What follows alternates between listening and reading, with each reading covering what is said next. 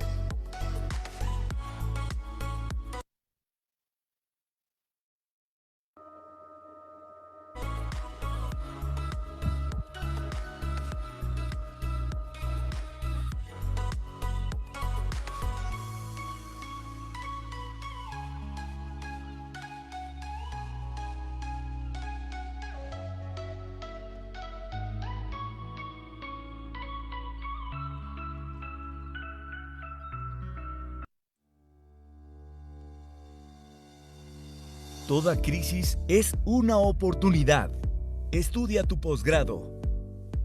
Estudia en el Centro de Estudios de Posgrado. Solicita más informes a los teléfonos 55 62 68 3066 o 55 62 68 3046. Visita la página cposgrado.edu.mx o síguenos a través de nuestro Facebook oficial, Posgrado CEP Nacional.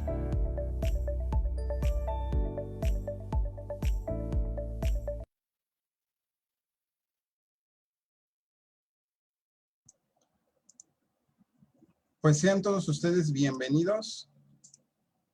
Estamos por comenzar.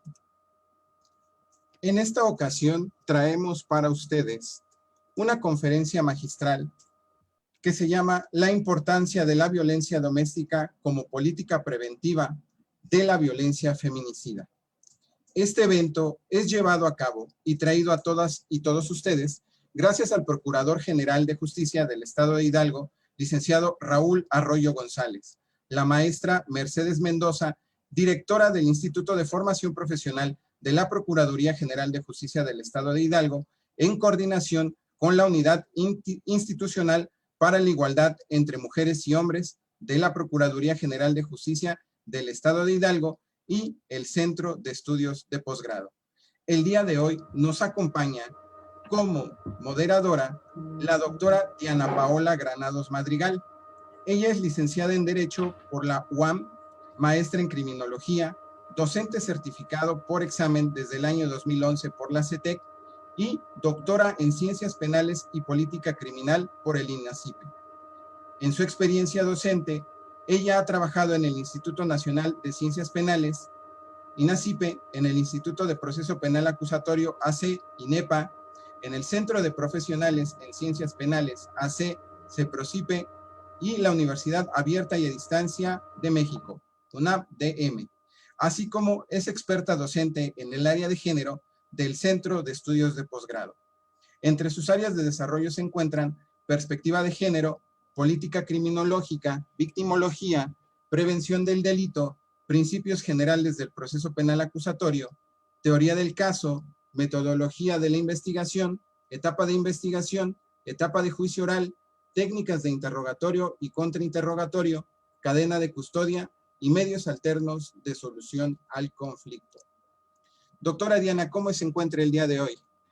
Hola, con el gusto de saludarle, ingeniero Torices, y sobre todo agradecer al Centro de Estudios de Posgrado la oportunidad que me da de conversar en este momento con todas las personas que amablemente están conectadas, y sobre todo un agradecimiento especial a la maestra Elsa Delgadillo, a la maestra Mercedes Mendoza, directora del Instituto de Formación Profesional, y a la Procuraduría General de Justicia del Estado de Hidalgo, por la apertura a abrir de estos temas que son de interés para todas las personas que nos dedicamos a los estudios de género y que entendemos la problemática que existe del nivel de violencia que hay hacia las mujeres. Excelente, doctora. Como siempre, es un gusto compartir este espacio con personas de su calibre y de su inteligencia que comparten con nuestra comunidad todos estos conocimientos y nos mantienen actualizados. Los micrófonos y las cámaras son todos suyos. Adelante, por favor. Bien, pues reitero, buenas tardes a todas y a todos. Es un gusto contar con su presencia en esta plática, en la cual evidentemente pretendemos hacer una charla, porque sería de pronto, en cierta manera, muy difícil que pudiéramos hablar a profundidad del tema. Quisiera saber, ingeniero, si se ve bien la presentación.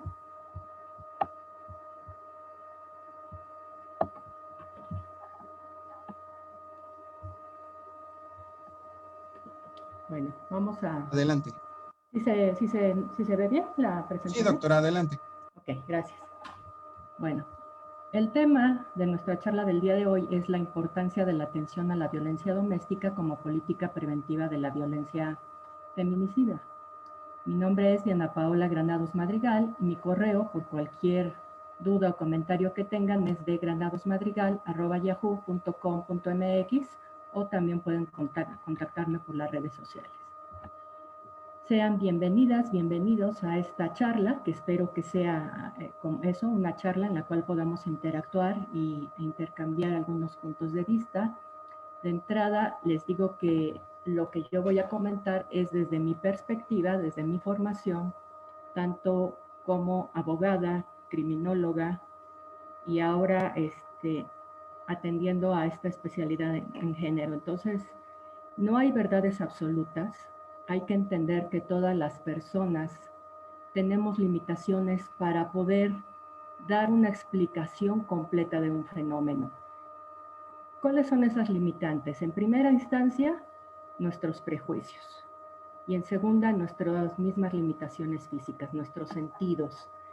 Ustedes ahorita, a partir de que me están viendo en esta pantalla, tienen una perspectiva de mí y yo tengo una perspectiva de ustedes. Y aparentemente estamos en la misma vía, pero obviamente el punto desde donde observamos el fenómeno nos hace tener una apreciación diversa. Entonces, nadie puede erigirse que tiene la verdad absoluta.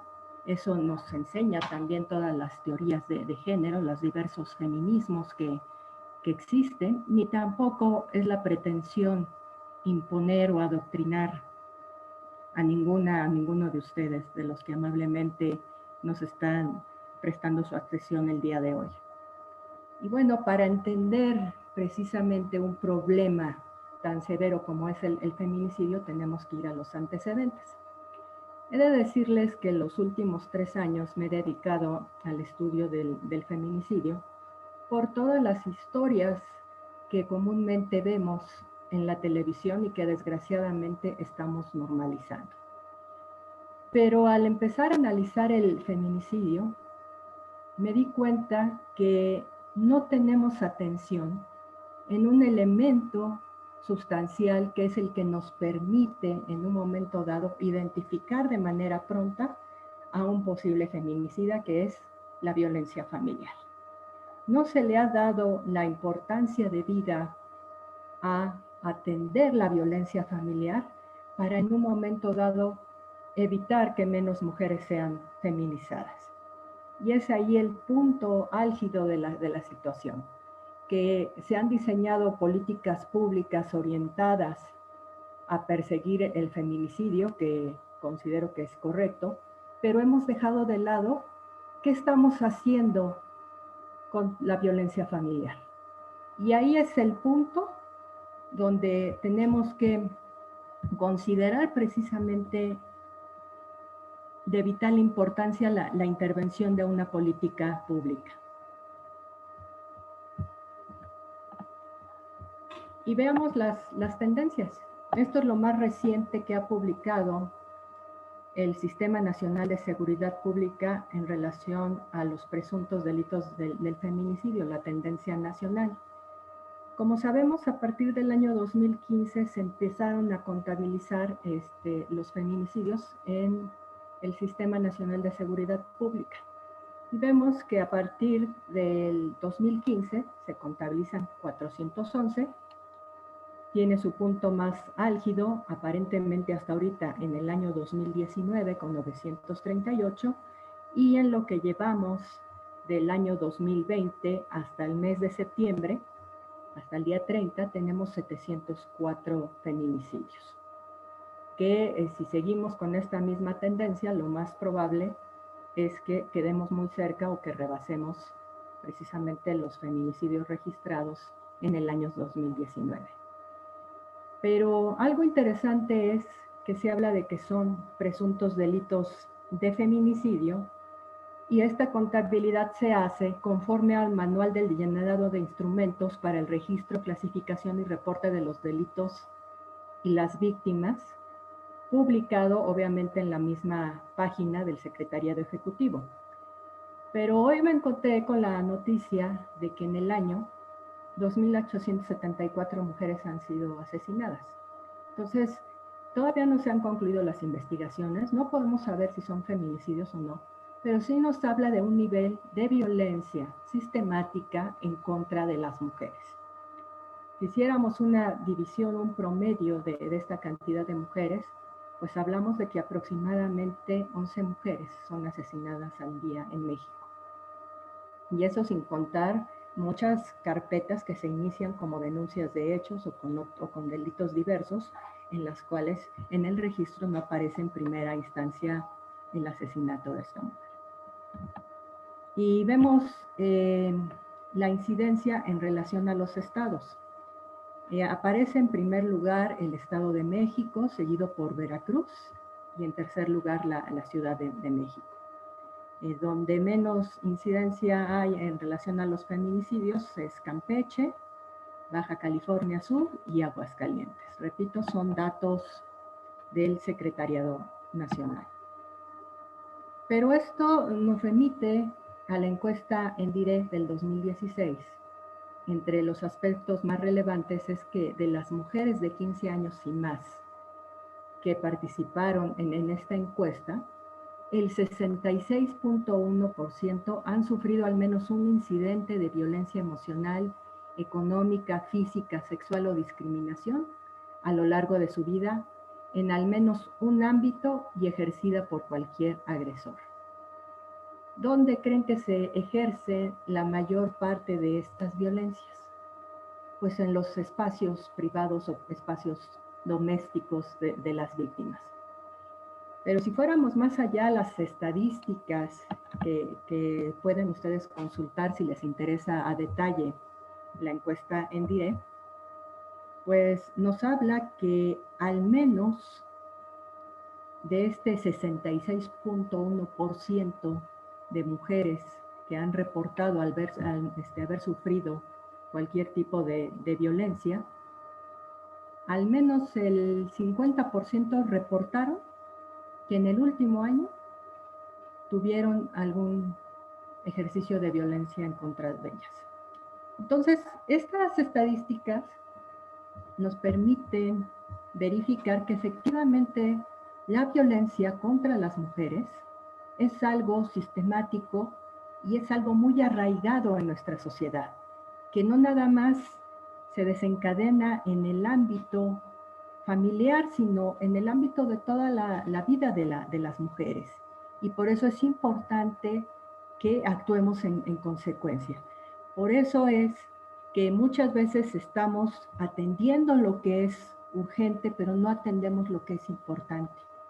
Y también tendría que ser de urgencia el generar políticas públicas orientadas a una atención adecuada a las manifestaciones de esta violencia que principalmente se dan en el hogar.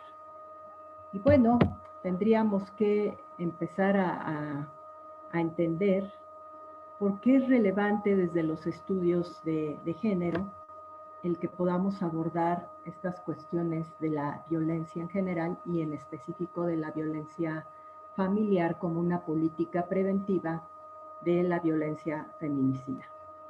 En primera instancia, tenemos que analizar el concepto de género y diferencia de género. Tenemos la postura de la Real Academia Española, que seguramente muchas y muchos de ustedes conocen, en relación a el lenguaje incluyente, ¿no? Que nos refieren que el masculino genérico ya abarca a toda una comunidad y que por lo tanto el utilizar de pronto incluir términos como el de todas, o todos, o las y los, o el todes, pues es incorrecto porque el masculino genérico ya incluye a toda una colectividad. Y tenemos que, según la Real Academia Española, dice que género es una simbología social, cultural e histórica con la cual una sociedad define las características, roles, comportamientos y valores que diferencian a hombres y mujeres. El problema aquí es que nada más nos incluye a la construcción de hombres y mujeres basadas en la cuestión del sexo, con lo que nacemos biológicamente. Pero no entendemos que las personas tienen una concepción de identidad muy diversa que va más allá de la construcción tradicional de el hombre y la mujer. Esta cuestión dicotómica establecida desde el lenguaje no nos permite muchas veces visibilizar la problemática que sufren las personas que no se asumen ni como hombres ni como mujeres. Ese sería el primer problema. El siguiente es que con esta postura de que el masculino genérico incluye a toda una colectividad, también vemos que no es verdad. Y el ejemplo claro es en cuestión de las víctimas. Cuando hablamos de las víctimas en colectividad, se habla en femenino. Ahí no utilizamos este lenguaje o esta orientación genérica masculina que nos dice la postura de la Real Academia Española. ¿Por qué hablamos de las víctimas en femenino? Incluso si hablamos de un conjunto de varones, no hablamos como los víctimas, sino nos referimos a ellos como las víctimas o la víctima del delito. Porque alguien que ha sido victimizado es feminizado, es disminuido, es humillado. Porque el delito te lleva a que el delincuente se impone sobre la víctima, impone su poder, impone el control de la situación. Y esto es algo que siempre he reprochado, y obviamente otras personas también, de cómo esta condición del lenguaje en genérico, en su carácter masculino, no incluye a todas las colectividades. Trae detrás de sí todo un paradigma ideológico basado en el sistema patriarcal. Y a partir de este sistema patriarcal se determinan los roles de género. Y siguiendo con esta postura de la Real Academia Española, nos dice que los roles de género son el conjunto de papeles y expectativas diferentes para mujeres y hombres que marcan la diferencia respecto a cómo ser, cómo sentir y cómo actuar. Estas definiciones nos indican precisamente que quien detenta el poder va a determinar qué es normal y qué es anormal, qué es correcto y qué es incorrecto, qué está bien y qué está mal. Todo a partir de estos parámetros dicotómicos o de binomio en el cual uno determina al otro, que a partir de uno se marca la referencia del otro y hay una reafirmación. Y de esto vamos a hablar más adelante, porque va a ser interesante ver la perspectiva con la que estamos realizando investigación de género y que muchas veces nos lleva a reforzar precisamente estos esquemas patriarcales. Lo que podemos notar es que precisamente la concepción de género y evidentemente los roles de géneros, estas expectativas que se nos asignan por el hecho de ser hombres o mujeres, son construcciones sociales por medio de la cual se define qué es lo apropiado, en este caso, para el género femenino y el género masculino. Vean cómo aquí les pongo precisamente la leyenda que retomamos de todas estas argumentaciones que da la Real Academia de la Lengua, porque se confunde mucho el sexo con el género. Aquí nos hablan del sexo femenino y masculino, cuando lo correcto sería el género femenino y masculino. Pero nos ha tocado ver inclusive cuando llenamos algún documento en alguna institución gubernamental que nos aparece ahí sexo femenino y masculino, o nos hablan de género, hombre o mujer.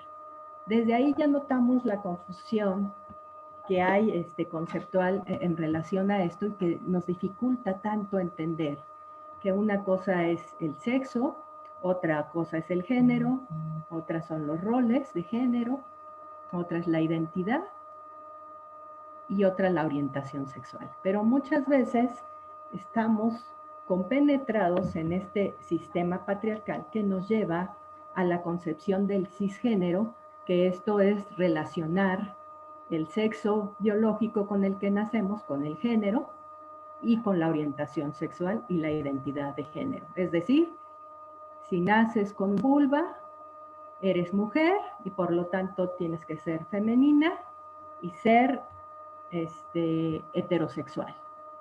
Y lo mismo pasa con los varones. Naces con pene, por lo tanto eres hombre, eres de género masculino y de orientación sexual heterosexual. Entonces, como ven,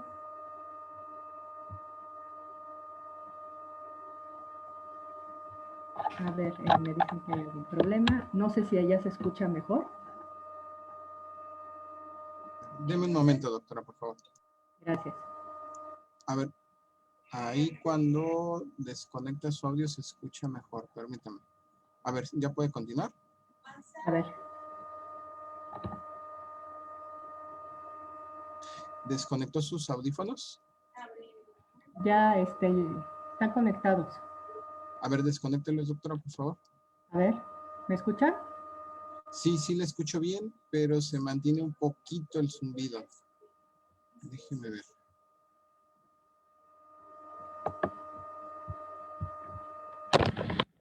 Es el... Ahí, a ver otra vez.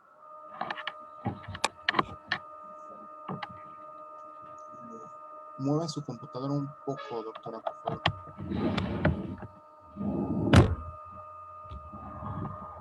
¿Todavía se oye mucho? A ver, permítame un segundo, por favor. Sí, se escucha, cuando uno aumenta el volumen, se escucha bastante el zumbido. No sé si así me escuchan mejor. Ya lo escuchamos mejor, pero aún así se escucha todavía el zumbidito. Podría ser. A ver, Pero, deme un segundo. ¿si me escuchan mejor? Sí, ya le escuchamos mejor. Y entonces lo dejamos así. A ver, permítame.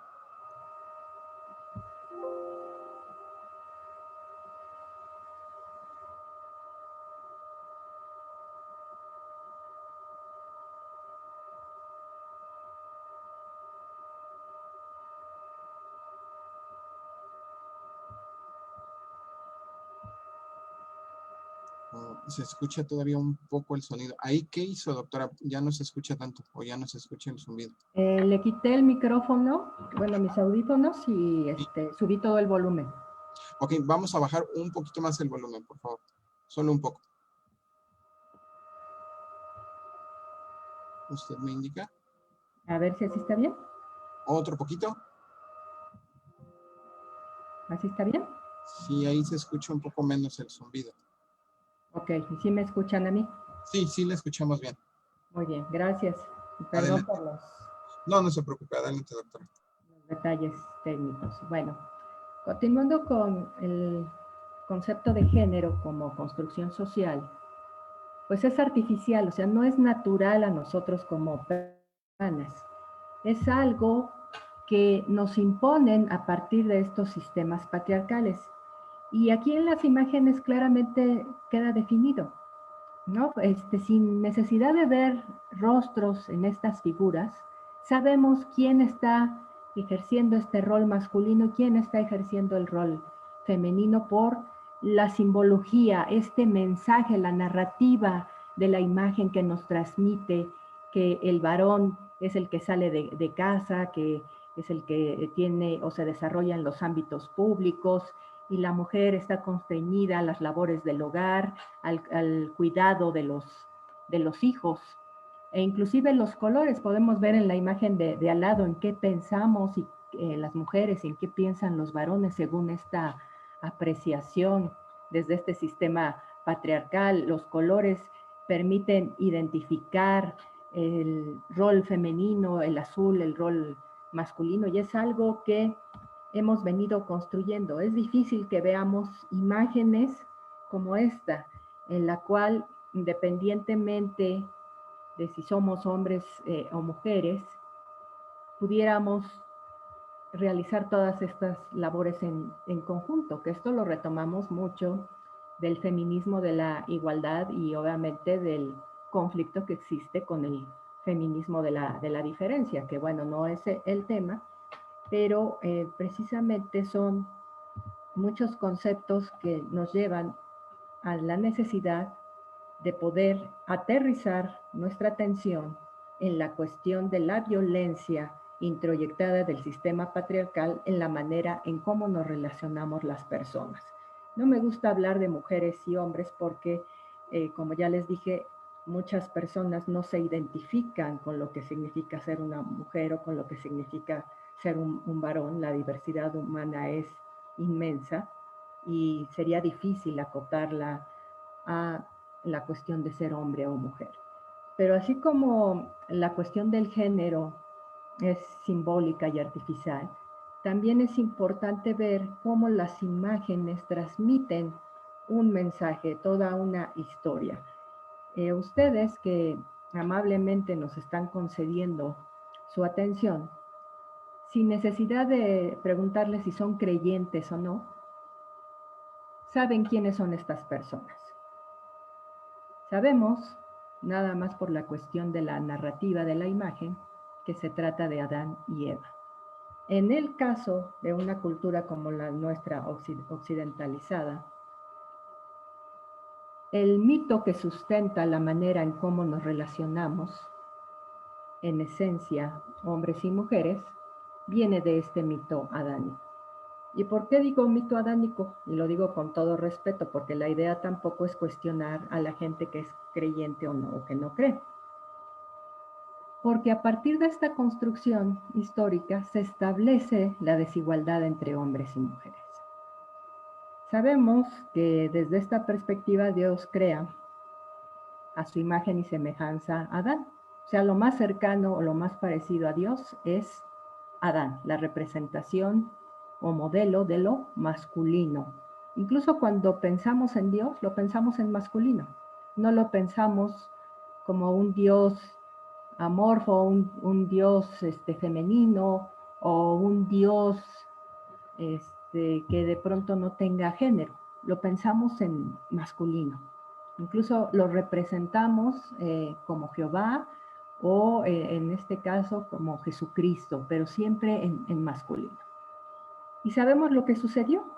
Sabemos que esa manzana que está sosteniendo Eva fue influenciada por la serpiente para convencer a Adán para que se la comiera. Y aquí es cuando también nuestro sistema jurídico retoma la estructura de la norma de este mito adánico para crear los tipos penales.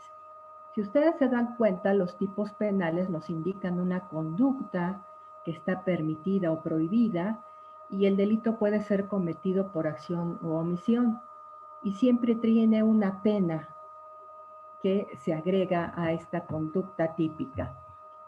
Aquí, ¿cuál sería el ejemplo de esta construcción normativa? Pues la orden que da Dios de no comerás del fruto del árbol prohibido porque si no serás expulsado del paraíso.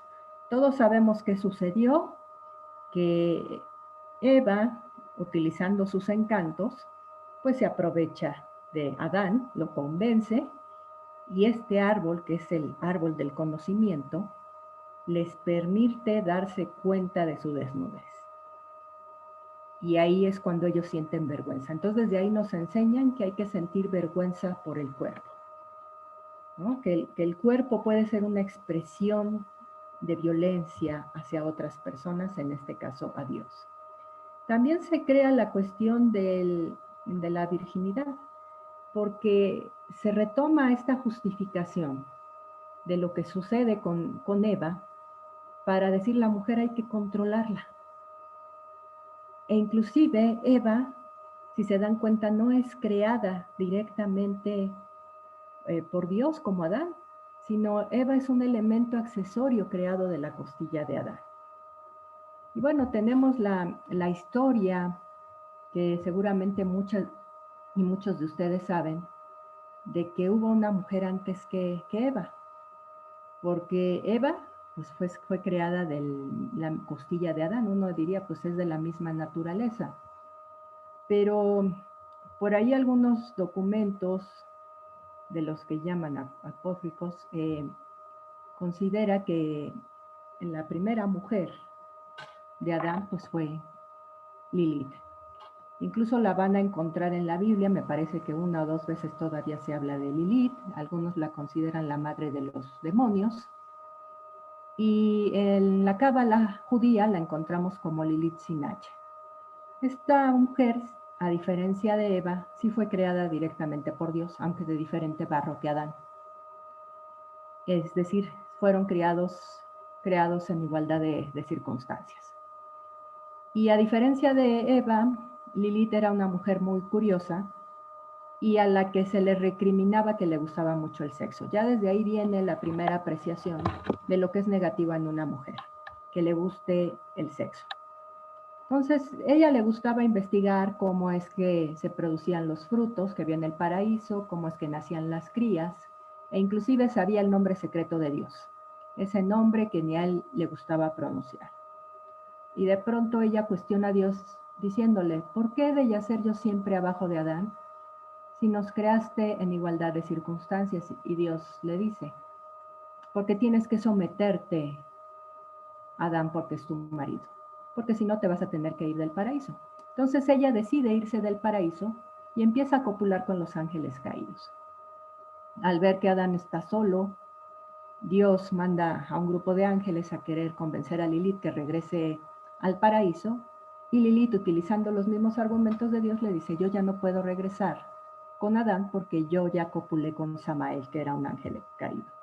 A partir de ahí la condena a ver morir a 100 de sus Liliths diarios y a ser el ejemplo de lo que es la mujer vengativa, porque a partir de ahí Lilith también en venganza decide matar 100 niños humanos diarios, pero la condición de Dios es que solamente puede matar a esos 100 niños si son varones dentro de la primera semana de nacimiento y si son mujeres las 3 primeras semanas. Entonces tenemos desde esta narrativa ya una justificación de esta desigualdad que hay entre mujeres y hombres. Porque muchos dirán, bueno, pero después se crea a Eva como un elemento accesorio, sí, pero se dan cuenta toda la calamidad que vivimos en la actualidad. O sea, nosotros en vez de estar en el paraíso ahorita, pues estamos aquí en una plática sobre violencia familiar por culpa de Eva. O sea, vean lo que provoca una mujer desde esta concepción de sistema patriarcal.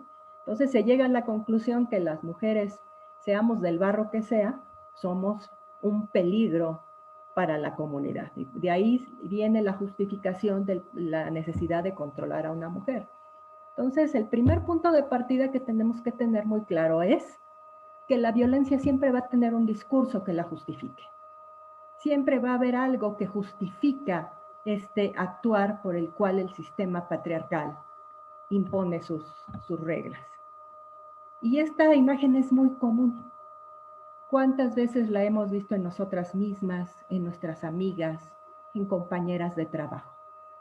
Que llegan golpeadas, con lentes oscuros, con exceso de maquillaje, e inventan que se cayeron de la escalera, se golpearon con una puerta, etc.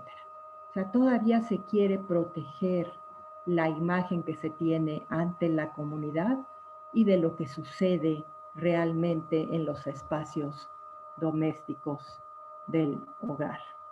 Entonces, esto nos lleva que a partir de esta concepción, en el caso nuestro de las sociedades occidentales, el sistema patriarcal determina este género, estos roles, estos estereotipos que se nos exigen a hombres y mujeres, y a partir de toda esta estructura se empieza a construir la civilización hasta llegar al Estado.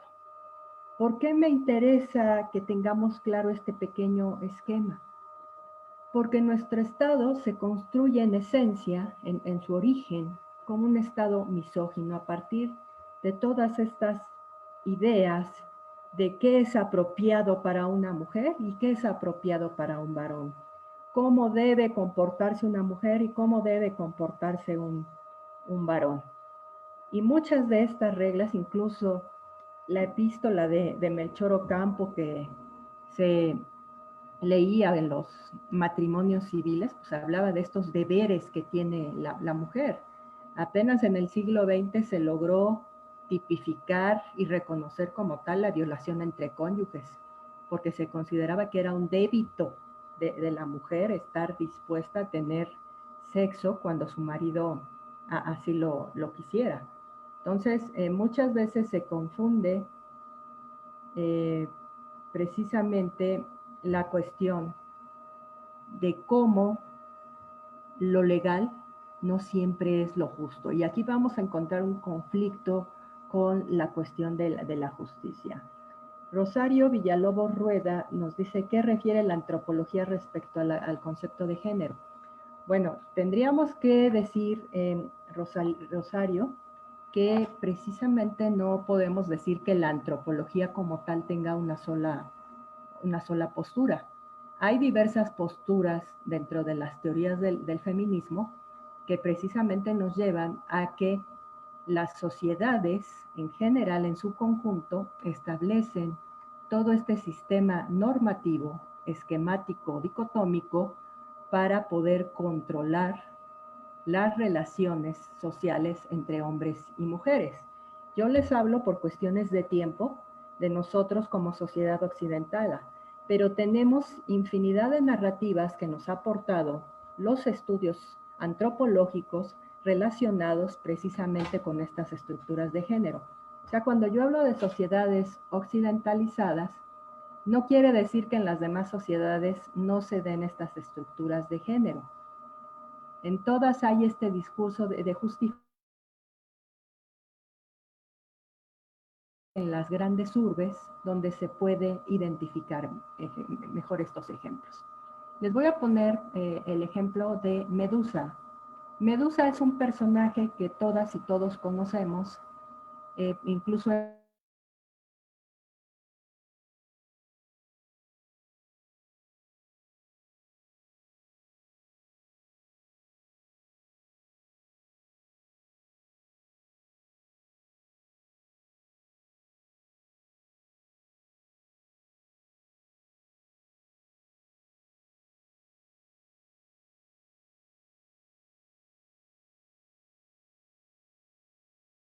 Se fue la señal por un momento, doctora. ¿Sí nos escucha? ¿Está ¿Me desactivado? escuchan? Sí, ya la escuchamos. Ok, bueno, no sé si Rosario está atenta a la respuesta. Sí, adelante. Pero, gracias. Pero les decía de Medusa que es este monstruo que tiene serpientes en vez de cabellos y que convierte a los varones en piedra. Y de pronto Perseo va y le corta la cabeza y él es señalado como el héroe de la historia.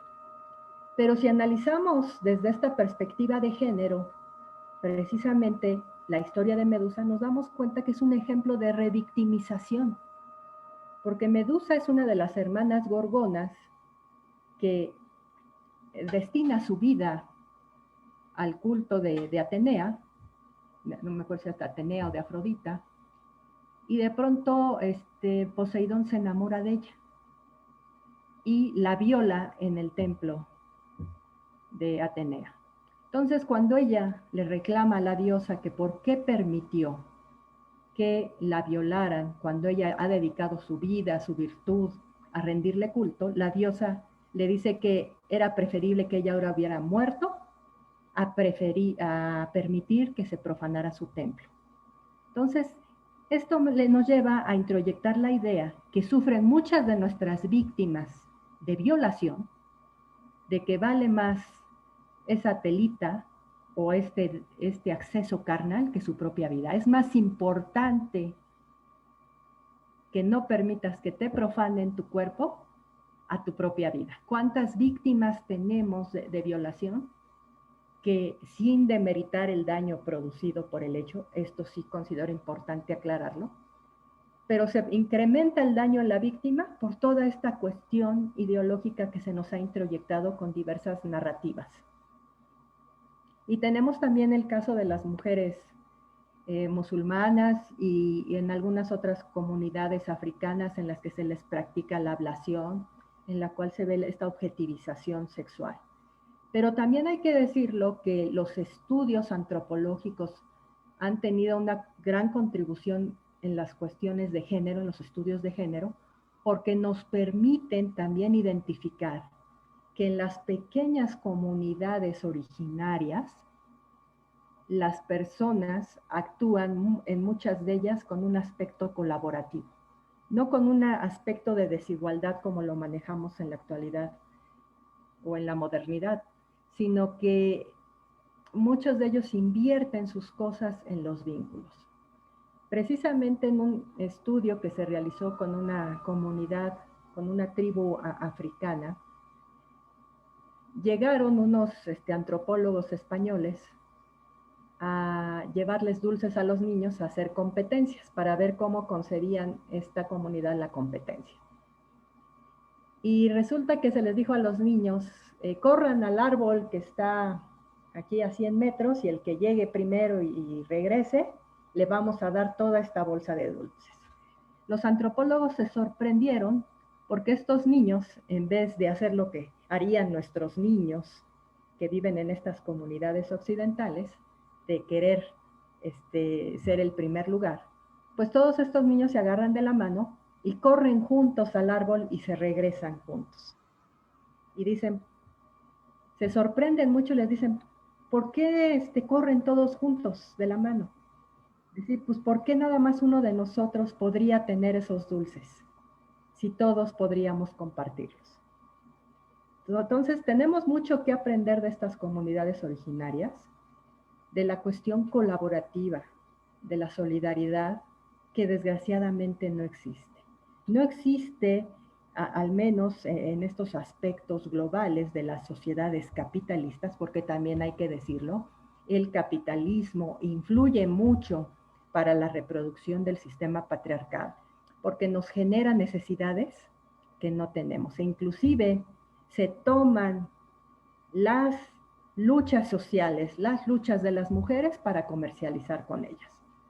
Ahora hasta para definirnos como mujeres empoderadas, nos dicen tienes que usar determinadas cosas, ¿no? O tienes que hacer tal cosa. Y no nos damos cuenta de la manipulación que hay desde la estructura del capital precisamente para mantener todas estas cuestiones en las que todos somos partícipes de los sistemas patriarcales.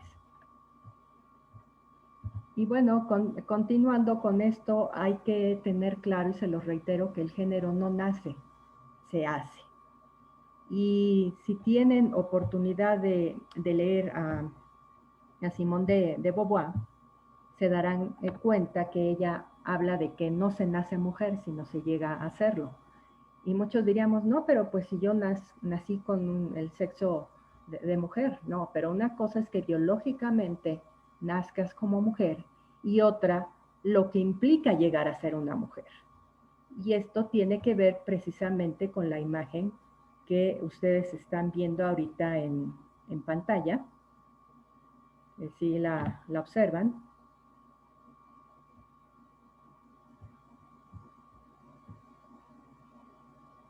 ¿Sí se observa la imagen?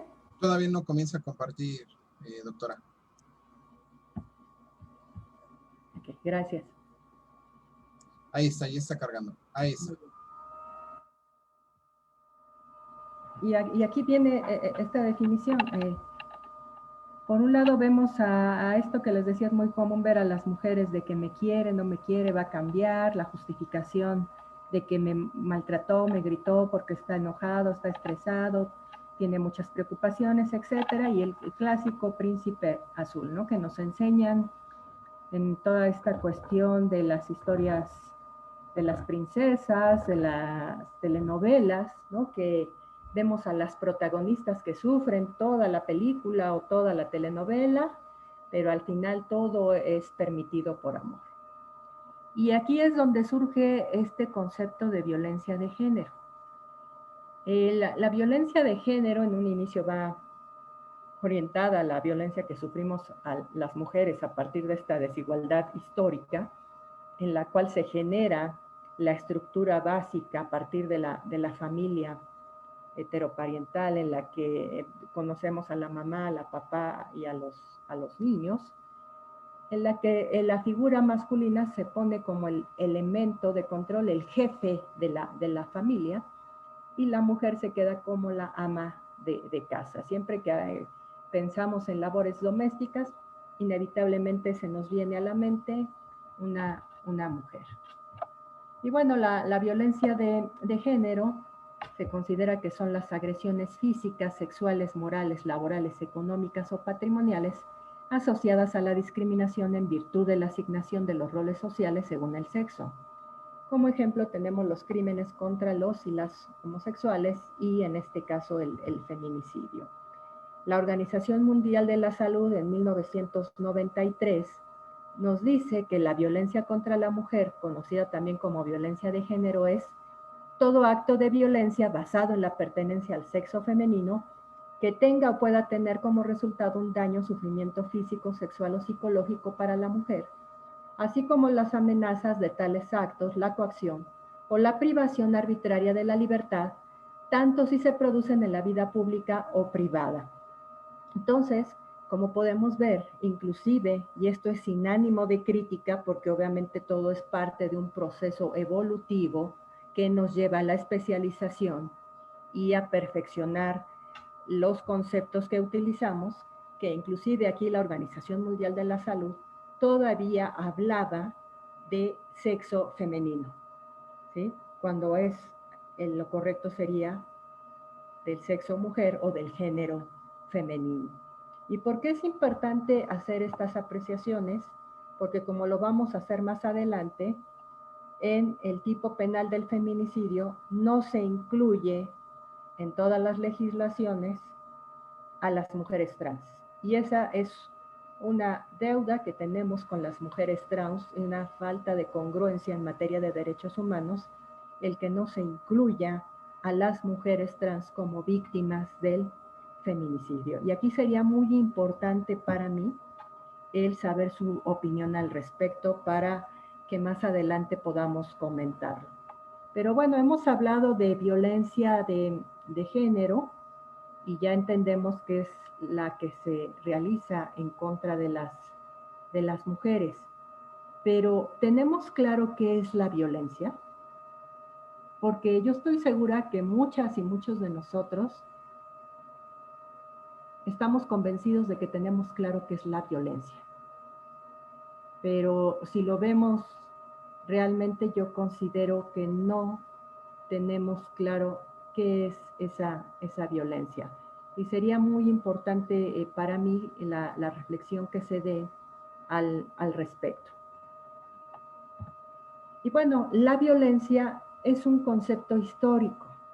Es decir, la descripción de lo que es violenta está sujeto al tiempo, al lugar y al contexto en el que se produce. Sin embargo, siempre ha tenido un factor que ha permanecido inalterable. Surge de un esquema de desigualdad social. O sea, esto lo tenemos claro, o debe tener claro, que precisamente la violencia va a ser la constante del esquema de desigualdad. No podemos hablar de cuestiones de género, de cómo nos relacionamos hombres y mujeres, si no atendemos que el origen es un esquema de desigualdad social. Y al haber desigualdad, va a haber un ejercicio de poder. Bueno, seguramente, porque me pasa en muchas exposiciones o en clases que doy, que en este momento alguien, seguramente sin temor a equivocarme, me está preguntando, ¿y qué pasa con la violencia que se ejerce contra los varones? Es claro que se ejerce violencia también contra los varones y también es parte de los estudios actuales de género que se hacen. El problema es que los varones no se asumen como víctimas de violencia porque precisamente la expectativa que nos pone lo que se llama la tríada de la masculinidad no les permite asumirse como víctima. El hombre, para considerarse como tal, tiene que imponerse sobre otros varones, tiene que imponerse sobre las mujeres y tiene que imponerse sobre sí mismo. El mandato de masculinidad, como nos lo dice Rita Segato, también hace víctimas a los varones. ¿En qué sentido? El varón es el último que va al médico. Las mujeres tenemos esta costumbre de ir al ginecólogo o ir al médico sin mayor problema. Ante cualquier cosa tomamos un té, buscamos tomarnos algún remedio, etcétera, según nuestras posibilidades. Pero generalmente el hombre ya va cuando es demasiado tarde, cuando ya la dolencia es muy grande, porque eso también es un signo de debilidad. El hombre tiene una expectativa dentro del sistema patriarcal a ser competitivo siempre. Y vean qué triste es que se le asigne un valor al varón a partir de su capacidad de ser proveedor o de copular, ¿no? Entonces, sí hay violencia, pero es diferente. Es diferente porque como grupo, los que están como modelo desde estas estructuras occidentales son los varones, ¿no? De quien se toma como el modelo a partir de la cual se desarrolla toda la dinámica social son los varones. Con esto no quiere decir que no reconocemos la violencia que sufren los varones. Se reconoce, pero tiene un origen diferente y no parte de un esquema de desigualdad social. Se puede decir que la mayor parte de la violencia que sufren los varones surge precisamente de la competitividad que exige esta tríada de la masculinidad. Y para los que les interesa este tema, les recomiendo mucho una lectura que se llama Las 7 Ps de la violencia. Es de Michael Kaufman y la pueden conseguir muy fácil aquí en internet. Son 7 páginas, pero magistralmente Michael Kaufman habla precisamente de la construcción de la masculinidad a partir de esta estructura patriarcal. Entonces sí sería muy, muy importante y significativo que pudieran leerlo. Y aquí es otro punto importante en el cual también muchas veces no aterrizamos debidamente la cuestión de la agresividad y la violencia.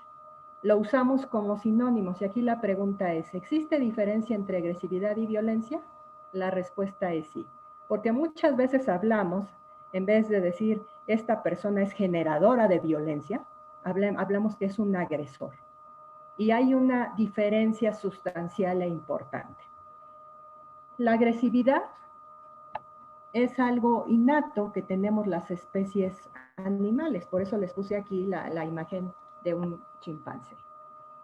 La agresividad es instintiva y nos permite en esencia dos cosas. Una, o nos prepara para la huida o nos prepara para repeler un ataque inminente.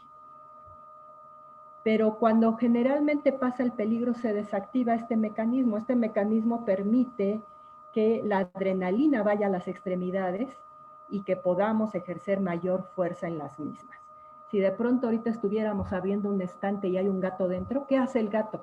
Se nos avienta, con sus garras nos empieza a rasguñar y con las patas traseras toma impulso con nuestro mismo cuerpo y huye. Y lo mismo pasa con otras especies animales, como los perros. Vemos que se pelean los perros, de pronto uno de ellos se agazapa, mete la cola entre las patas y eso le está diciendo al otro, tú eres más fuerte, ya ganaste y se va. Y generalmente el ataque cesa. Pero ¿por qué en las personas hacemos el mismo lenguaje corporal, ya no me pegues? Que esto es un símbolo de sometimiento. ¿Y por qué continúa el ataque? A eso le llamamos violencia. La violencia es intencional, no es instintiva, y te daño, te humillo, ejerzo mi poder porque puedo hacerlo. Entonces aquí les pongo un pequeño cuadrito que hace esta diferencia entre agresividad y violencia. La agresividad es un rasgo evolutivo que se comparte con las especies animales y su fin es la supervivencia. Permite reaccionar instintivamente ante un peligro inminente. La violencia es una conducta socialmente aprendida. Es una acción u omisión intencional, elegida y propositiva. Tiene como fin causar daño, controlar y someter. Se fundamenta en la desigualdad y abuso de poder. Entonces, la diferencia que hay entre agresividad es que la agresividad es un mecanismo de defensa que va enfocado a la supervivencia y la violencia es una conducta que aprendemos socialmente, que tiene una intención de dañar. Ya es intencional, no podemos decir que se aplica violencia culposamente, ¿no? Hay una cuestión intencional. Entonces, por eso hablamos de generadores de violencia o personas generadoras de violencia, porque no están actuando con este mecanismo de agresividad. Están actuando con un mecanismo premeditado que tiene toda una intencionalidad. Entonces, como ven, desde ahí tenemos que enfocarnos a hablar de violencia, no de agresividad. La Organización Mundial de la Salud en el 2002 nos dice que la violencia es el uso intencional de la fuerza física, amenazas contra uno mismo, otra persona, un grupo o una comunidad que tiene como consecuencia o es muy probable que tenga como consecuencia un traumatismo, daños psicológicos, problemas de desarrollo o la misma muerte. Y esto nos lleva al triángulo de la violencia de Johan Galtung, que lo vamos a hablar de manera muy breve, pero también van a encontrar mucho material de él. Y este es el típico iceberg que de pronto vemos en las infografías o en las redes sociales, en el cual dicen que lo que alcanzamos a ver pues es la puntita del iceberg, pero no vemos todo lo que hay en la profundidad. Por eso es que tienen esta raya, ustedes pueden ver en el esquema, entre la diferencia de la violencia que es visible y la invisible. Aquí vemos que en este triángulo, evidentemente, esta punta que sobresale es la violencia directa, pero la que está sumergida o oculta son la violencia cultural y la violencia estructural. Se puede decir que estas son las más lesivas que tenemos porque muchas veces pasan invisibilizadas o son permeadas por la cotidianidad. Y la violencia directa no tenemos mayor problema. No es que no sea importante, sino que es aquella que estamos acostumbrados a identificar a partir de los sentidos, que la percibimos socialmente.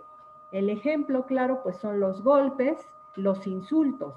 Eso lo percibimos a partir de nuestra visión, a partir del escuchar, podemos percibir estas acciones como violentas. Con estas no tenemos problemas para identificarlas porque son las que aparentemente, y lo dejo entre comillas, aparentemente identificamos a nivel de percepción social. Pero la que considero que es la peor de las tres, la más lesiva, es la violencia estructural, porque a partir de esta estructura social es que se justifica todo este comportamiento de desigualdad que se da entre hombres y mujeres. Y aquí tenemos que esta violencia estructural no permite la satisfacción de las necesidades y se concreta en la negación de las mismas. Y ustedes dirán, bueno, esto se oye como muy redundante. ¿Cómo es que no permite satisfacción? Porque no se reconoce. Y lo vemos ahora con la cuestión de la pandemia. La cuestión de la pandemia todos y todas la hemos sufrido. Estoy segura, sin temor a equivocarme, que en el mes de diciembre, que estábamos en nuestras celebraciones, nadie de nosotros pensó que íbamos a vivir lo que estamos viviendo este año. Nadie pensó que íbamos a tener este virus y sobre todo cómo iba a modificar nuestra dinámica personal, nuestra dinámica social y sobre todo cómo iba a evidenciar toda esta violencia estructural que estamos viviendo muchas personas. ¿Qué pasa con ahorita las personas que están viviendo angustia, depresión por las diversas circunstancias que ha generado la pandemia? ¿Qué les decimos? Ay, échale ganas, no pasa nada. Todo está en ti. Si necesitas ir a un psicólogo o a una psicóloga es porque tú solo no puedes resolver el problema. Entonces, y decimos, pues no, imagínense. Desde ahí no estamos reconociendo las necesidades que tienen ciertas personas. Si tú en este momento no estás sufriendo de angustia y de depresión, no implica que otras personas no lo sufran, pero muchas veces creemos que la persona dice que está deprimida o está triste por querer llamar la atención. Y ese es un ejercicio de violencia estructural. O sea, es la segunda causa de incapacidad que se está dando en sociedades capitalistas y todavía creemos que eso se soluciona echándole ganas.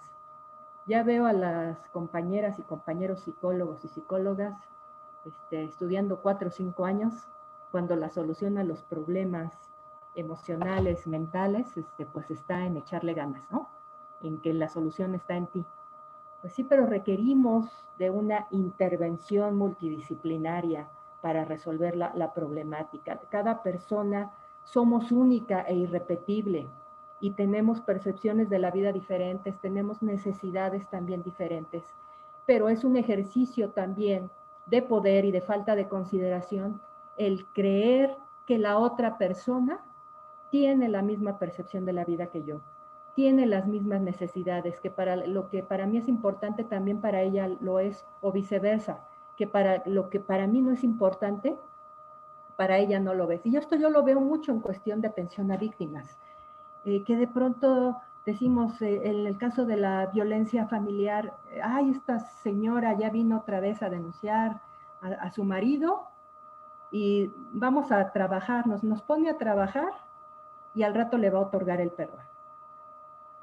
No entendemos que esta mujer pasa por un proceso en estos ciclos de la violencia que le lleva a producir lesiones psicológicas a corto, mediano y largo plazo. Y que muchas veces por estas presiones de la familia, porque inclusive las personas que atienden a estas personas no tienen una capacitación en perspectiva de género en materia de derechos humanos, ni son empáticas, les dicen, le encanta que la maltraten. ¿O cómo es posible, señora, que hasta ahorita haya venido a denunciar? No estamos ahí para juzgar a la persona, estamos para apoyarles y entender todos estos procesos que muchas veces dificultan que estas mujeres continúen con los procesos. Y yo lo he pasado con muchas víctimas, ¿no? Que las mismas personas que las atienden, quien tendría que apoyarlas, son las primeras que les dicen, a ver, vienes a meter a tu marido a la cárcel y al rato, ¿quién te va a mantener si eres una buena para nada? No sabes hacer nada, eres una ignorante. Y eso se le llama violencia institucional. Por eso es tan grave, porque quien tendría que proteger a todas estas personas, ya no hablemos nada más de mujeres, sino en general a todas las víctimas, pues son las que de pronto ejercen esta violencia estructural. Y la violencia cultural se concreta en actitudes del poco racionamiento educativo ante ciertos eventos de la historia, simbolismo, religión, ideología, lenguaje, arte, ciencias, leyes, medios de comunicación, educación, etc. Y aquí tenemos el ejemplo claro, cómo la narrativa visual nos da cuenta del mensaje. Vemos aquí a este grupo de adolescentes que se está burlando del otro joven afrodescendente, ¿no? Y lo que representa la comunidad LGBTI, ¿no? Vemos a estos muchachos, a estos varones besándose y obviamente con los colores de la comunidad. Y aquí es interesante porque un mismo acto de violencia puede incluir tanto la violencia cultural, la violencia estructural o la violencia directa. Por ahí me platicaban el otro día en relación a la ceremonia que hacen los judíos, de que ortodoxos de la circuncisión que les hacen a los varones. Y me platicaban precisamente que antes se hacía, o que el rabino arrancaba el prepucio con los dientes. Entonces, desde nuestra perspectiva cristiana, analizábamos esto y todas las personas participantes de ese curso me decían en general que consideraban que este niño al que le arrancaban el prepucio con los dientes estaba expuesto a que el rabino, si no se había aseado bien los dientes, le produjera alguna infección o más allá, que incluso le provocara alguna herida que pudiera mutilar a este bebé.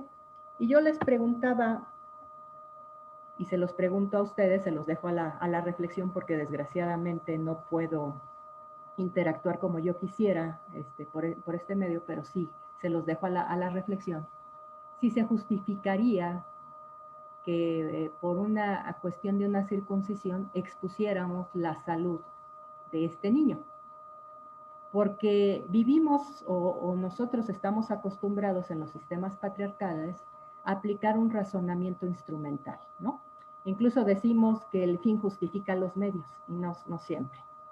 No siempre tiene que ser así. Yo considero que a partir de los estudios de la teoría de género, tenemos primero que cuestionarnos cuál es la finalidad de lo que estamos haciendo. En este caso, muchos me decían en relación a la circuncisión. Bueno, es que es por una cuestión de asepsia, ¿no? Para evitar infecciones. Y digo, bueno, ¿y qué los hombres de la antigüedad tenían infecciones? Esas infecciones se producen por una mala técnica de aseo, como también en las mujeres se nos producen infecciones en la vulva, porque muchas veces no se nos enseña a limpiarnos correctamente cuando vamos al baño. Pero no quiere decir que porque el prepucio en sí produzca esas infecciones. O sea, es el producto de una mala técnica de aseo. Entonces, la siguiente sería, ¿cuál es la cuestión de querer hacer esto? ¿Realmente se justifica? Bueno, suponiendo que tenemos argumentos suficientes para poder referirnos a la cuestión de que es necesaria la circuncisión, tendríamos que buscar los medios menos lesivos para realizarlo. O sea, la idea es provocar el menos daño posible en esa persona. Entonces siempre hay que cuestionarnos cuál es el fin para buscar los medios idóneos para realizarlo. Y de pronto veía a todas las personas participantes que estaban muy indignadas por esta situación, por la intervención, porque consideraban que era una intervención innecesaria la que se hace en el cuerpo de ese niño al ser circuncidado, por una cuestión religiosa, etc. Y yo les dije, y bueno, y trasladando esa indignación, ¿no?, por este cuerpo intervenido innecesariamente, ¿por qué nosotros en nuestras culturas occidentales nace una niña y antes de que le hagan el tamiz, porque luego el papá ni quiere pagar el tamiz porque está muy caro, la niña ya trae aretes, o si no trae aretes, ya trae los hilitos rojos? ¿No estamos también interviniendo innecesariamente el cuerpo de esta persona? ¿Cuál es la finalidad de que una niña recién nacida traiga aretes? Pues para diferenciarla que no es un niño. ¿Habrá otra manera de diferenciar a esta niña de que no es un niño? Sí lo hay, que es menos lesivo. Pero estamos interviniendo innecesariamente el cuerpo de una persona por una cuestión cultural. Y ahí viene el discurso justificante. Hasta decimos, lo hacemos ahorita porque está chiquita, está tiernita y no va a sentir tanto. O sea, ahí viene la justificación. Aquí no se trata de que siente o no, sino que por una cuestión cultural estamos interviniendo el cuerpo de una persona. Y así habría muchísimos ejemplos, ¿no?, que pudiéramos platicar. Y bueno, vamos a hacer algunas reflexiones en relación a esta cuestión de la violencia de género. La violencia de género podemos ahora aterrizar desde esta reflexión, que es una modalidad de la violencia estructural que se dirige hacia las mujeres con el objeto de mantener o incrementar su subordinación al género masculino. Dentro de las modalidades de la violencia de género se entiende el espacio doméstico como el delimitado en espacios privados. Con esto no quiere decir que nada más se realice en lo que es la casa, sino que esta violencia de género va a tener su principal desarrollo, su principal ámbito de actuación en el ámbito cercano a las mujeres. Por eso es que hablamos que el espacio doméstico es el delimitado en espacios privados, aunque en la realidad es que en la actualidad se está cada vez agudizando más también la violencia de género hacia las mujeres en los espacios públicos. Cada vez es más común y desgraciadamente se naturaliza toda esta cuestión del espacio doméstico que está siendo sobrepasado por la violencia de género. La violencia familiar es una de las formas de abuso de poder que se desarrollan en el contexto de las relaciones familiares y que ocasionan diversos niveles de daño a las víctimas de esos abusos. Y muchas veces no nos damos cuenta que desde las instituciones seguimos reafirmando a partir de la construcción de la norma mucha de esta estructura patriarcal. Todavía en los años 90 teníamos por ahí una norma que hacía referencia que a la tutela conyugal, que una mujer, así fuera autosuficiente económicamente, una profesionista, no podía contratar un servicio sin la autorización de su marido.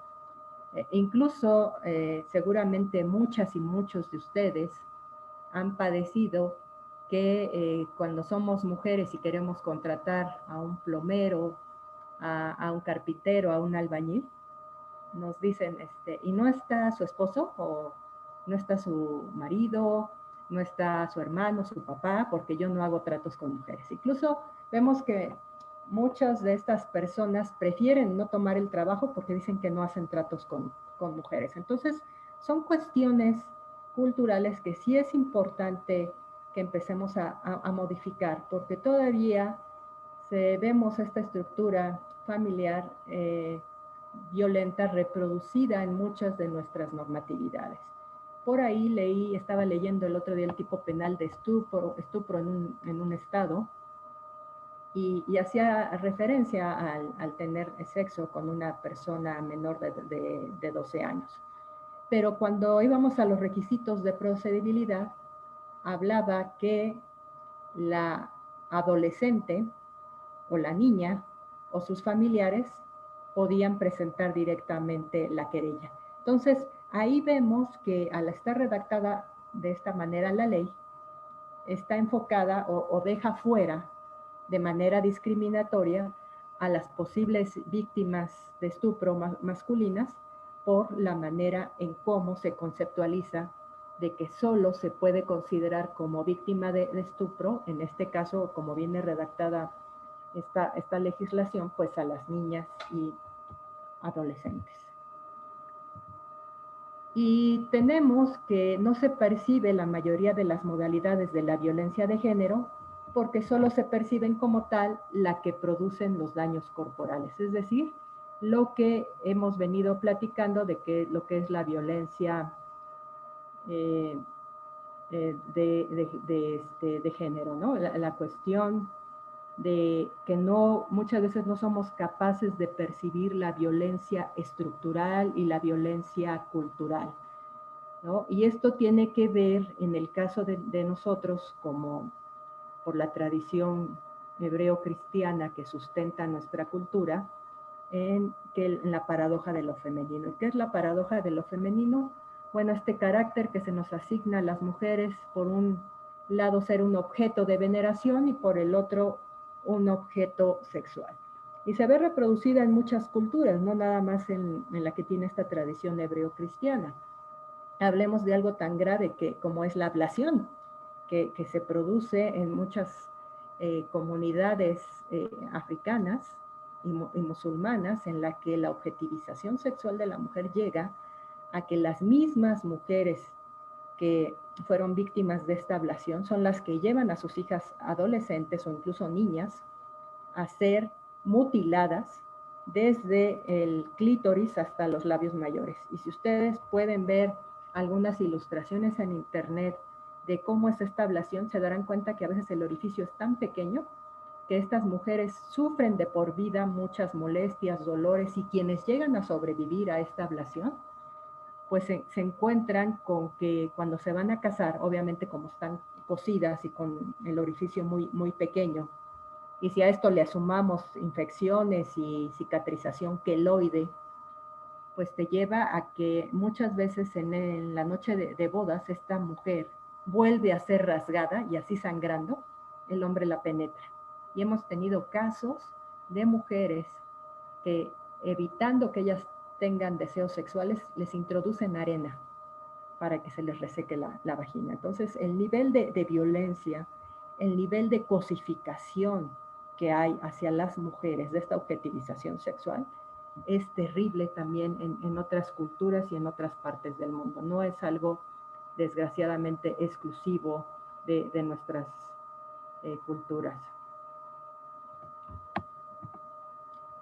En la siguiente reflexión que puedo hacer, bueno, de esta charla que tenemos es la estructuración de jerarquías y discriminación de lo diferente permiten los procesos de naturalización de la violencia. Hace rato les hablaba que quien detenta el poder va a determinar qué es normal, qué es anormal, qué está bien, qué está mal, qué es correcto, qué es incorrecto, etc. Quien se sale o quien transita en estas expectativas va a ser señalado como el raro, va a ser discriminado.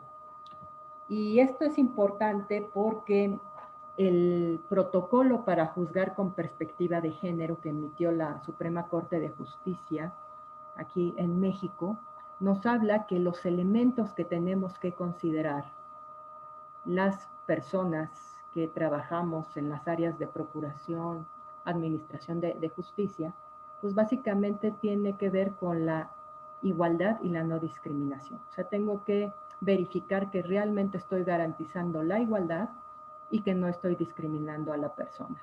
Porque muchas normas, por la manera en que están redactadas, tienen un contenido neutro y discriminan a cierto grupo de la población. Y esto va enfocado precisamente a la cuestión que nos interesa y que es la manifestación o expresión más lesiva de la violencia de género, que es la violencia feminicida. La violencia feminicida ahí tiene su máxima expresión, esta situación de desigualdad en la que las mujeres vemos afectadas nuestro derecho a la vida, al derecho a la justicia y a tener una vida libre de violencia. Y aquí vemos los ejemplos muy claros. ¿Cuántas mujeres, por el hecho de que alguien que considera que esto es incorrecto, las han lesionado, atacado o inclusive feminizado?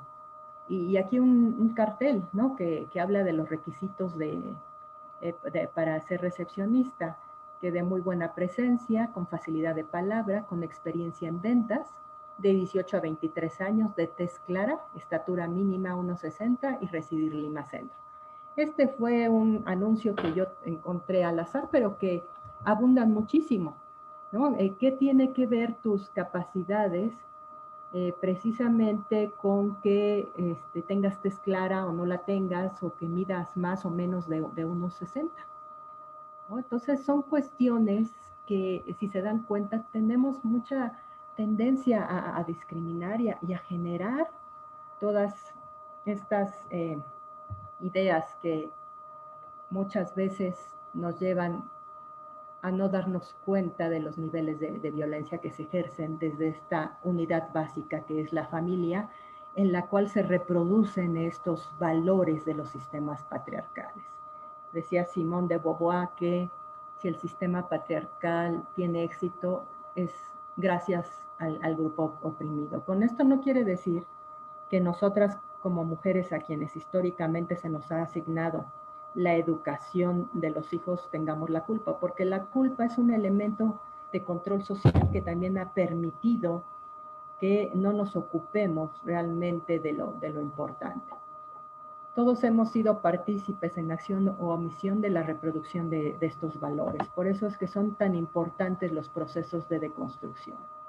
Y aquí hay que tener muy claro que buscamos, obviamente desde este enfoque de género, llegar a una igualdad sustantiva, a tener el acceso al mismo trato y oportunidades para el reconocimiento, goce o ejercicios de los derechos humanos y las libertades fundamentales. Y esto es básicamente lo que nos dice la Ley General para la Igualdad entre Mujeres y Hombres. Pero cuando hablamos de esta igualdad sustantiva, no es esta igualdad clásica, literal, que nos dice el artículo 4 constitucional de que las mujeres y los varones somos iguales ante la ley. Porque he escuchado este discurso de que todos somos iguales y la verdad es que no. Como se los dije hace rato, todas las personas somos únicas e irrepetibles, somos un universo en sí, entonces no tenemos un elemento de comparación, no habría manera de compararnos unos a otros. Y esto nos lleva a que las personas tenemos que aceptar que somos diferentes. pero que tenemos el mismo valor como personas. Es ahí donde reside mucha de la problemática para entender esta igualdad sustantiva. Y aquí es donde entra la equidad. La equidad es el instrumento que nos va a permitir llegar a esa igualdad sustantiva, porque a través de la equidad tenemos que atender las condiciones objetivas de cada persona que en relación a otra le dificulta o le obstaculiza el acceso a un derecho, a un servicio o inclusive a la justicia. Y lo vemos claro con muchos ejemplos. La cuestión, se acordarán ustedes de las tablets que se repartieron a los niños de quinto año, ¿no? Que de pronto dijeron, todos los niños que estén cursando quinto año, se les va a dar una tablet. Pues, ¿qué dices en las urbes? No, pues qué padre, ¿no? Que les van a dar una tablet a los niños, qué bueno. Aunque nosotros no tengamos internet en la casa, pero va y se conecta con el vecino o alguna plaza pública. Pero ya el niño o la niña tienen acceso a internet. ¿Y qué decimos? Bueno, hay igualdad porque a todos los niños y niñas del país que iban en quinto año se les dio la tablet. Pero ¿qué pasa con los niños y niñas que viven en las comunidades serranas que ni siquiera tienen un salón? Que caminan 2-3 horas para llegar al lugar donde toman clases, que ni siquiera se le puede llamar una escuela, porque a veces es un cobertizo o a veces es abajo de un árbol, o incluso los niños llevan su sillita y el maestro les está explicando allí si bien le van un pizarrón. ¿Para qué les sirve a esos niños tener una tablet cuando ni siquiera tienen un salón y ni siquiera tienen energía eléctrica? Mucho menos internet. Entonces, ahí no estamos aplicando o no estamos atendiendo estas condiciones objetivas. No todas las personas necesitamos lo mismo. Claro que lo ideal es que todos tuviéramos energía eléctrica y todos tuviéramos acceso a la internet. El problema es que nuestra realidad nos lleva a que hay necesidades más apremiantes y que son diferentes para cada uno y cada una de nosotros en la población. Entonces, como ven, esto es muy complejo y como se los reitero, cuando juzgamos desde esta perspectiva de género, los elementos que tenemos que considerar es que realmente estoy garantizando la igualdad y la no discriminación.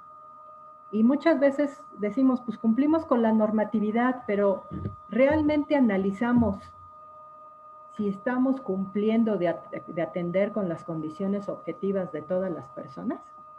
Nos vamos a dar cuenta que no. Para esto tenemos que aplicar lo que se llama el enfoque diferencial y especializado.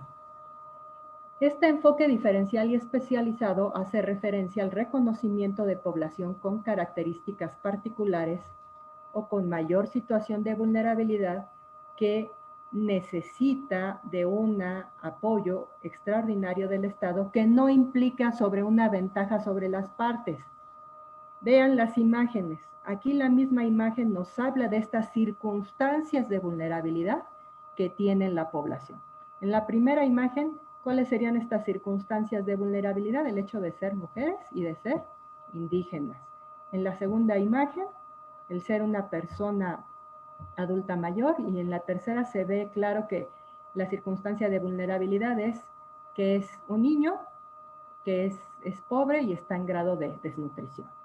Entonces, el que haya apoyos para estas personas no quiere decir que es una ventaja sobre los demás, pero aquí aplicamos también, y es algo que hay que dejar claro, no podemos separar la aplicación de los derechos humanos de la perspectiva de género, porque la perspectiva de género implica analizar estas circunstancias.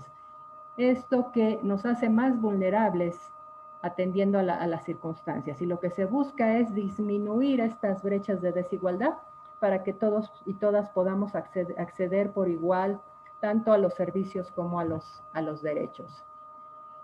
Y es muy importante lo que les decía como de las últimas reflexiones, que la violencia hacia las mujeres ejercida por las personas servidoras públicas se denomina violencia institucional.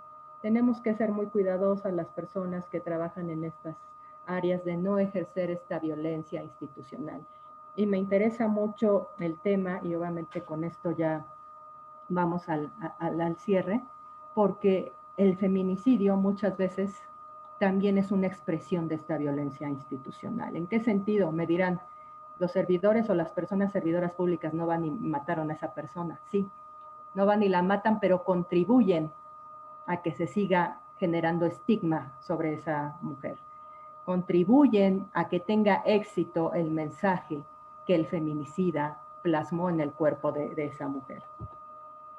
Y para esto nos orientamos mucho a la cuestión de la Ley General de Acceso a las Mujeres a una Vida Libre de Violencia, la cual nos dice que la violencia contra las mujeres es definida como cualquier acción o omisión basada en su género, aquí ya hablamos de un lenguaje más especializado, que les cause daño, sufrimiento psicológico, físico o patrimonial, etc. La ley contempla 5 tipos de violencia, que es la física, sexual, psicológica, patrimonial y económica. Es decir, es la manera en cómo se ejerce la violencia, el modo. Y nos habla la ley de 5 modalidades. ¿Esto qué quiere decir la modalidad? El ámbito donde se desarrolla, que es el familiar, laboral y docente, en la comunidad, institucional y la violencia feminicida. De aquí es donde nosotros nos interesa mucho la cuestión de la violencia feminicida. Y dentro de la Ley General de Acceso a las Mujeres a una Vida Libre de Violencia nos dice que la violencia familiar es el acto abusivo de poder u omisión intencional dirigido a dominar, someter, controlar o agredir de manera física, verbal, psicológica, patrimonial, económica y sexual a las mujeres dentro o fuera del domicilio familiar, cuyo agresor aquí es algo que también se tendría que modificar porque ya hablamos de lo que implica hablar de agresión y de violencia, que tenga o haya tenido relación de parentesco por consanguinidad o afinidad, de matrimonio, concubinato, o mantengan o hayan mantenido una relación de hecho. Como pueden darse cuenta, desde este ámbito familiar podemos hacer una intervención que pudiera evitar el feminicidio, porque lo que nos ha enseñado todos estos estudios del ciclo de la violencia y la cuestión de la agresividad, y si me permiten sugerirles, porque creo que también hay una pregunta al respecto de alguna bibliografía en relación a la diferencia entre agresividad y violencia, hay un psicólogo que se apellida Paz, es español, que habla precisamente de la violencia intrafamiliar, y a partir de los estudios que hace este psicólogo Paz, es que se hace esta diferenciación entre lo que es agresividad y violencia. Y hay muchos textos, no es el único, pero considero que en la actualidad él ha aterrizado muy bien esta diferencia entre lo que es agresividad y violencia en relación al tema que nos interesa. Pero hay otros autores que lo ven también desde el ámbito desde la psicología, el mismo Kaufman o la misma Mead, que ustedes pudieran consultar si les es de interés. También hay que decirlo que la violencia, como ya lo reiteré, es una conducta socialmente adquirida, pero tampoco es natural a las personas humanas, porque de pronto he escuchado que se dice que el hombre, hablando como genérico, es violento por naturaleza, y esto no es así. Nadie nace siendo violento, se nos enseña a ser violentos, pero esto también es algo que podemos modificar. Por eso es tan fundamental que como Estado centremos nuestra atención en políticas públicas que atiendan la violencia desde el origen, que se modifiquen las estructuras básicas como es la familia, para evitar que esto siga escalando a niveles tan letales como lo es el feminicidio. Y la misma Ley General de Acceso a las Mujeres a una Vida Libre de Violencia nos dice que la violencia feminicida es la forma extrema de violencia de género contra las mujeres, producto de la violación de sus derechos humanos y de un conjunto de conductas misóginas. Entonces, como ven, como se los decía, hasta este momento llevamos registrados en el país 744 aparentes feminicidios, pero tenemos un registro de 2.874 mujeres que han sido asesinadas. A veces en este mundo de números nos perdemos en la, ¿cómo les puedo decir?, en la naturalización de no concebir que cada uno de estos números es una persona, es una mujer que tiene una familia, que tiene una historia de vida. ¿Y por qué hablo de la violencia feminicida como resultado de esta violencia familiar? Porque en la mayoría de los casos, los feminicidas o las feminicidas, porque también no hay que concebir como el sujeto activo del delito exclusivamente a varones, sino puede ser una mujer. O sea, la idea es de que la muerte se produce por una razón de género. Pues tiene que ver con ejercicios de violencia que están originados en los círculos más cercanos de la vida de la mujer, que principalmente vienen de la familia, de su pareja, de sus vecinos, de su lugar de trabajo. Por eso es tan importante la intervención, la atención debida a la violencia familiar, porque es un desencadenante que muchas veces se fue omiso al actuar. ¿Y qué hacemos, no?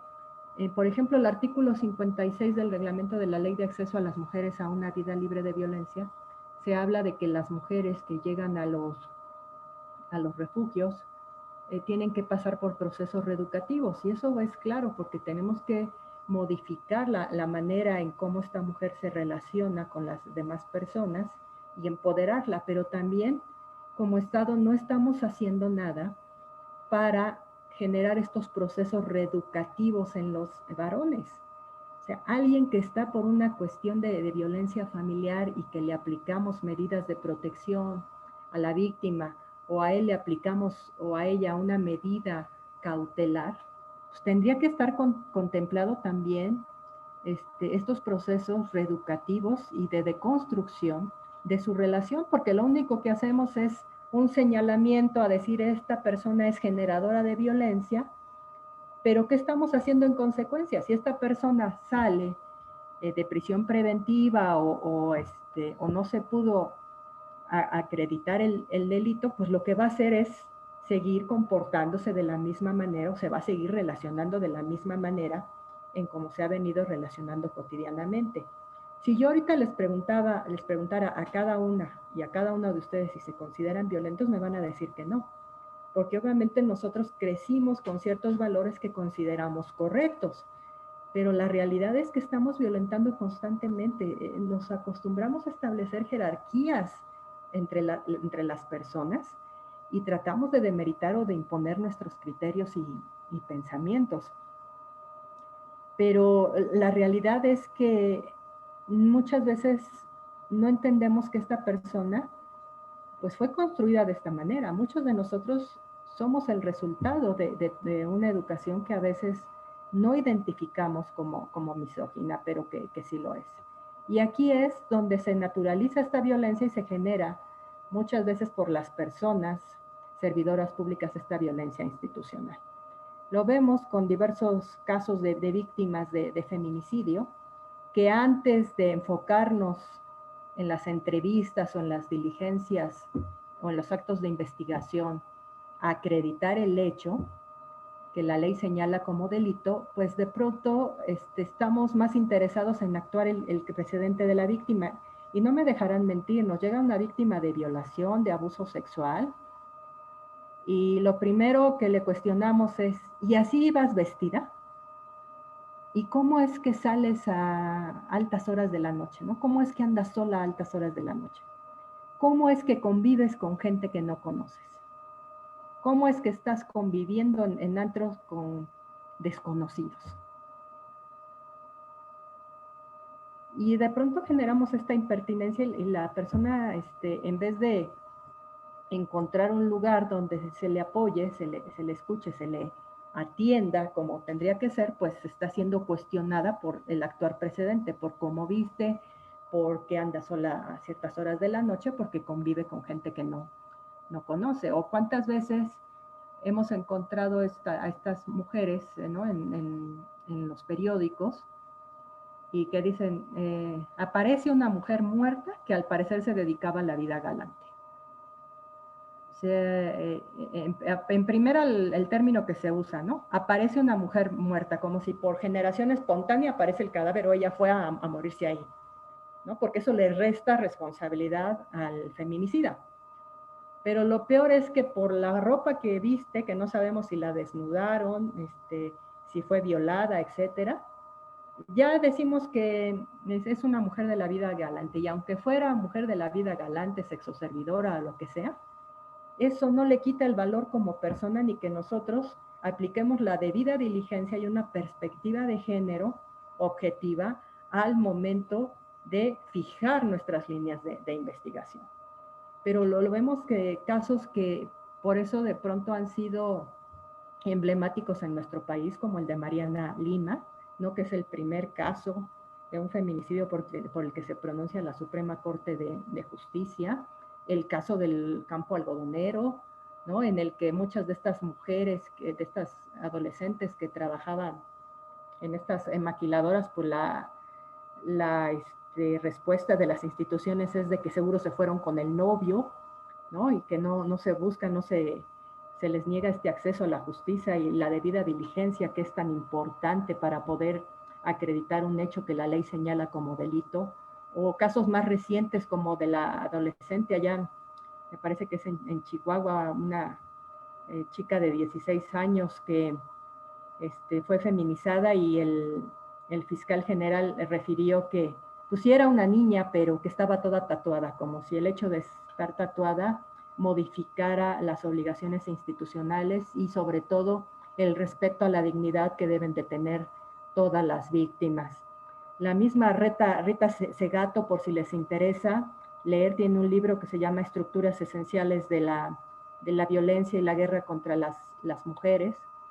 Rita Segato hace un análisis muy importante de las muertas de Juárez, de lo que es el feminicidio en Latinoamérica, junto con la misma Julia Monarres, que también hace unos estudios muy importantes en la frontera, y la misma Marcela Lagarde y el grupo de feministas y diputadas que auspiciaron precisamente desde el 2003 la creación de esta Ley General de Acceso a las Mujeres a una Vida Libre de Violencia, que vio la luz hasta el 2007 junto con la Ley General de Víctimas.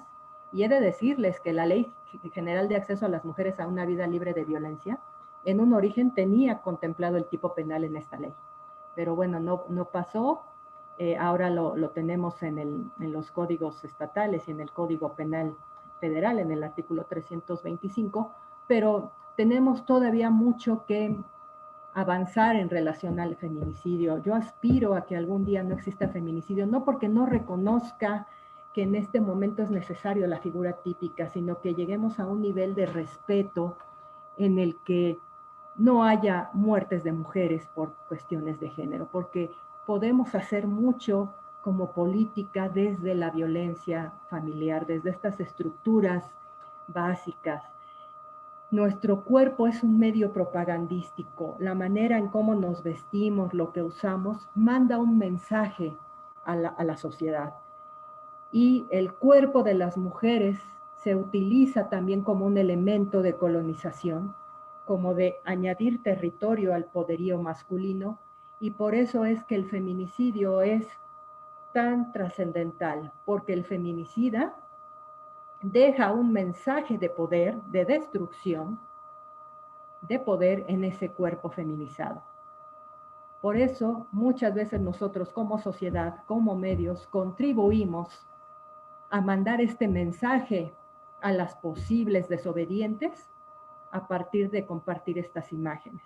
¿Se acordarán ustedes de la chica aquí, Ingrid, en la Ciudad de México, cómo fueron expuestas las imágenes de su cuerpo desollado, del marido que la desolla y la mutila en su departamento?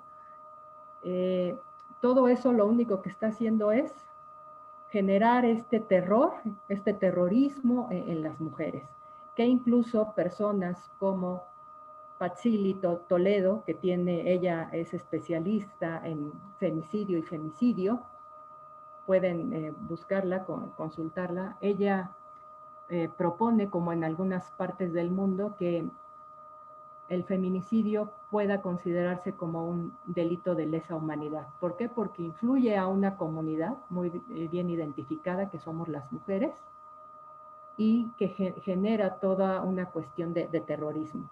Porque las mujeres hemos modificado nuestras dinámicas sociales, habituales, personales, por miedo a ser feminizadas. ¿Quién de ustedes que me están escuchando no siente temor al salir a cierta hora de la noche? O de pronto ha modificado su manera de vestir por miedo a que alguien las viole o a que alguien las moleste en la calle. Entonces, es algo que nos está afectando, que afecta nuestros derechos humanos a tener un libre desarrollo psicoemocional, a la salud, a vivir libres de violencia, y que podemos actuar en consecuencia. Todos somos partícipes de esto, y a partir de la reflexión personal, a partir de qué tanto contribuyo yo al ejercicio de la violencia y a permitir que se me violenten mis derechos, podemos hacer un cambio sustancial. La perspectiva de género es un estilo de vida y nos libera de muchas de estas expectativas que nos permite vivir plenamente.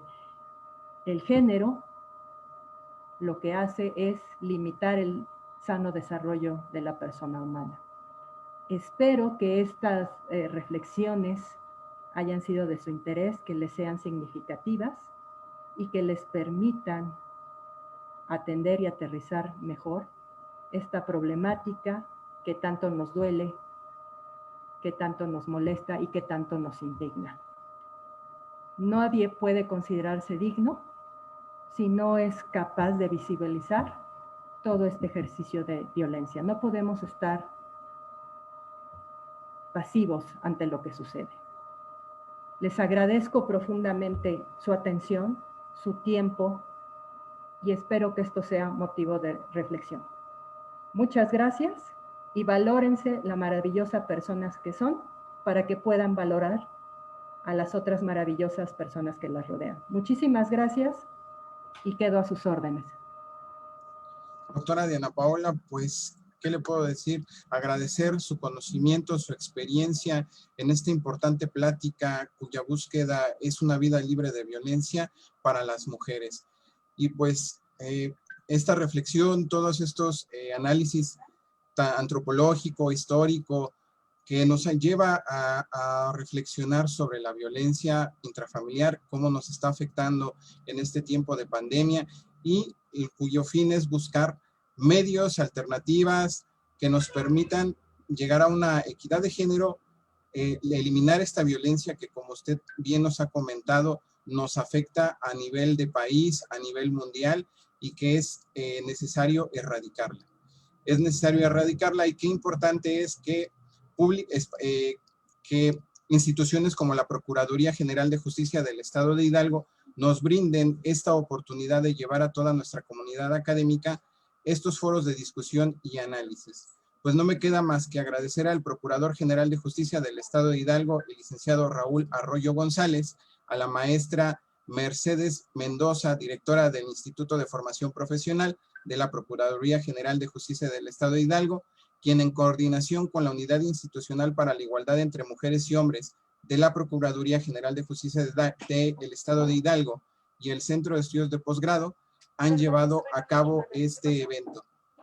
Les agradezco mucho a todos y a todas su participación. Gracias. Den un momento, por favor, permítanme.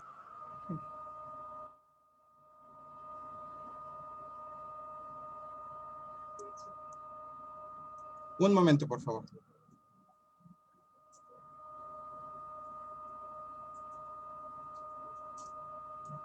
Sí, también nos comentan que tenemos un inicio de grupo precisamente en la maestría en Género, Derecho y Proceso Penal, en convenio con la Procuraduría General de Justicia del Estado de Hidalgo. en cuya maestría la doctora Diana Paola Granados, especialista en el tema, nos apoya en diversas clases. Esperamos contar con su participación y poder participar en este desarrollo, cuya maestría es única en nuestro país y estamos a la vanguardia en este tema de equidad de género. Agradecerles a todos y a todas su participación, el hecho de que estén siguiendo nuestros eventos semana con semana, no se pierdan nuestros desarrollos académicos y contar con todo su apoyo. Muchísimas gracias a todos, que tengan una excelente tarde. Muchísimas gracias, doctora Diana.